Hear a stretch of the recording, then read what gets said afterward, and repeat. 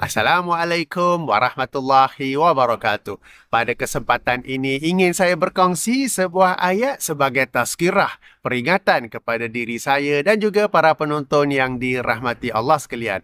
Tazkirah kali ini merujuk kepada ayat 17 surah Al-A'raf, surah yang ketujuh yang merupakan janji syaitan tentang bagaimanakah dia akan datang untuk mengganggu manusia, ya. Ayo sama-sama kita baca. Summa la'atiyannahum min baini aydihim wa min khalfihim wa an aymanihim wa an syama'ilihim wa la tajidu aktsaruhum syakirin. Maksudnya, kemudian aku, yang ini iblis, datangi mereka, yang ini kita manusia ni, ya, dari hadapan mereka serta dari belakang mereka, dan dari kanan mereka serta dari kiri mereka, dan engkau tidak akan dapati kebanyakan mereka bersyukur. Apabila kita mentadabur ayat ini, khasnya arah-arah yang mana iblis dan geng dia, zuriatnya, yang ini syaitan, akan datang mengganggu kita. Kita akan dapati datang dari arah depan, belakang, kanan dan kiri. Kenapa tidak dari atas? Kenapa tidak dari bawah, ya? Jadi para ahli tafsir ada membicarakan perkara ini. Antara penjelasan mereka, ya, antara penjelasan mereka, syaitan tidak akan datang mengganggu kita dari atas, sebab dari atas itulah turunnya rahmat Allah. Dari atas itulah datangnya hidayah Allah Subhanahu Wa Taala kepada kita manusia. Dan kenapa pula tidak dari bawah? Okey, dari bawah. Antara penjelasan yang ada ialah kerana manusia ni sujud ke tanah. Sementara iblis apabila disuruh sujud, dia enggan sujud, kan? Itu satu tafsiran. Satu lagi tafsiran ialah kerana dari bawah itu ialah dari tanah.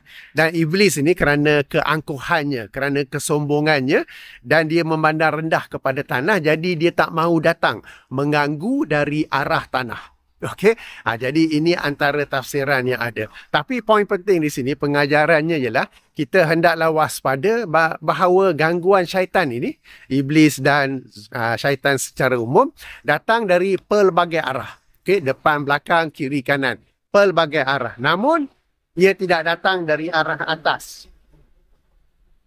Dengan maksudnya, satu-satu yang syaitan susah nak ganggu ialah apabila kita ini sentiasa merujuk kepada Al-Quran dan As-Sunnah. Sebab Al-Quran ini Allah turunkan dari langit ke bawah. Demikian juga hadis-hadis Rasulullah sallallahu alaihi wasallam, baginda tidaklah mengucapkan, melakukan sesuatu melainkan dengan bimbingan wahyu. Betul atau tidak? Jadi hendaklah kita sentiasa berpegang teguh kepada Al-Quran dan As-Sunnah. Meskipun di hadapan kita tu, di tepi kita tu, yang bercakap tu ustaz. Okey, jadi bukan saya nak katakan semua ustaz itu sama. Okey, ustaz-ustaz yang membaca, memberi kita penjelasan daripada Al-Quran dan hadis dengan penjelasan yang benar, hadis-hadis yang sahih ataupun yang hasan ataupun yang diterangkan darjatnya, itu kita ambil dan kita jadikan rujukan. Ustaz-ustaz yang selain daripada itu, maka tak apalah, sebab ingat, ya, bila syaitan kata depan, belakang, kiri, kanan, ia adalah yang di sekeliling kita ni lah. Dan sekeliling kita ni, kita akan nyangka gangguan itu ialah arak, gangguan itu ialah judi, gangguan itu ialah pusat-pusat pelacuran, kan?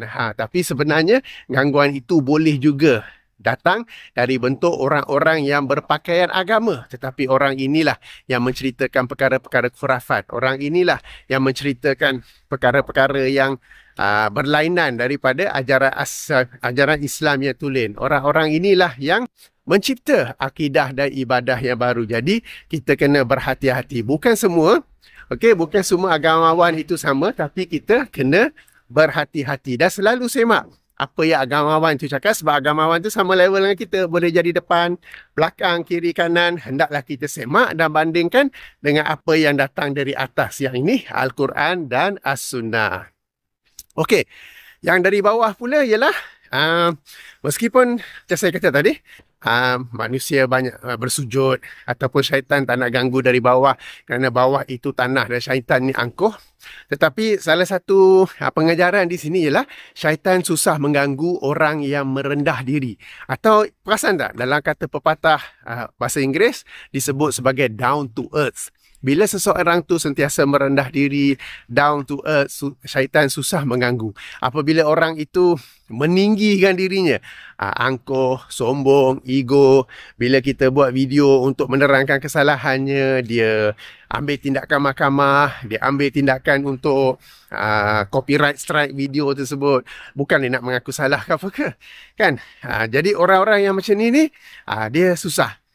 Dia susah untuk down to earth, tapi orang-orang macam inilah yang mudah menjadi mangsa syaitan. Berbeza dengan orang yang down to earth, dan yang down to earth ni berendah diri, inilah juga orang-orang yang ikhlas, di mana orang yang ikhlas ini juga adalah salah satu orang yang susah diganggu oleh syaitan.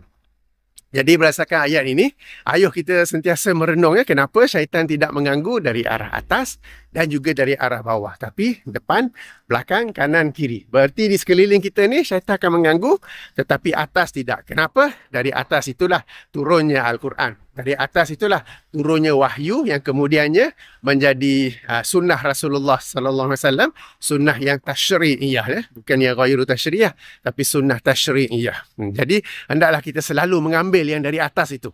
Okey, yang dari atas itu, yang ini Al-Quran dan As-Sunnah. Jika orang-orang yang dari arah depan, belakang, kiri, kanan, sebelum kita ambil, hendaklah kita menganalisa apakah ia selari dengan yang dari atas atau kan macam yang saya cakap tadi tu.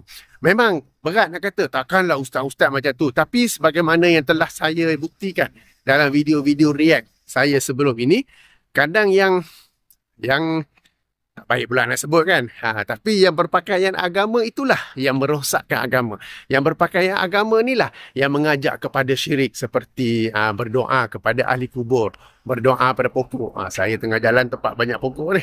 Okey. Yang berpakaian agama inilah yang mengajak kepada perkara-perkara baharu dalam agama. Yang ini bid'ah. Yang berpakaian agama inilah yang macam kita maklumkan, memberi hukum yang memberat-beratkan apa. Jadi kena berhati-hati. Dan kemudiannya, syaitan juga tidak mengganggu dari arah bawah. Maka hendaklah kita sentiasa merendahkan diri. Atau macam orang putih sebut, down to earth. Okay? Orang yang merendah diri ni lazimnya ikhlas. Dia tidak melakukan apa-apa melainkan kerana Allah. Dan tidak ada sifat sombong, angkuh. Dan sebab sombong inilah sebenarnya yang ada pada iblis, yang menyebabkan dia tidak mahu sujud kepada Adam. Bila ditegur oleh Allah, dia membantah juga. Padahal boleh saja dia, oops, okay, I'm sorry, I will do it now. Kan? Maknanya beristighfar ataupun bertaubat lah. Tapi tidak, dia tidak mahu melakukan itu. Dia tetap juga hendak melawan. Ya? Jadi itulah tazkirah saya hari ini tentang arah-arah iblis dan syaitan mengganggu kita manusia. Ya? Jadi ingat, syaitan, iblis mengganggu kita dari pelbagai arah kecuali atas dan bawah. Hendaklah kita sentiasa mengharapkan rahmat Allah, hidayah Allah dari atas, dan hendaklah kita sentiasa down to earth, merendah diri dan ikhlas selalu. Ya. Baik, demikian sedikit perkongsian. Saya tutupi dengan subhanakallahumma wa bihamdika syahadu an la ilaha illa anta astaghfiruka wa atubu ilaika. Assalamualaikum warahmatullahi wabarakatuh.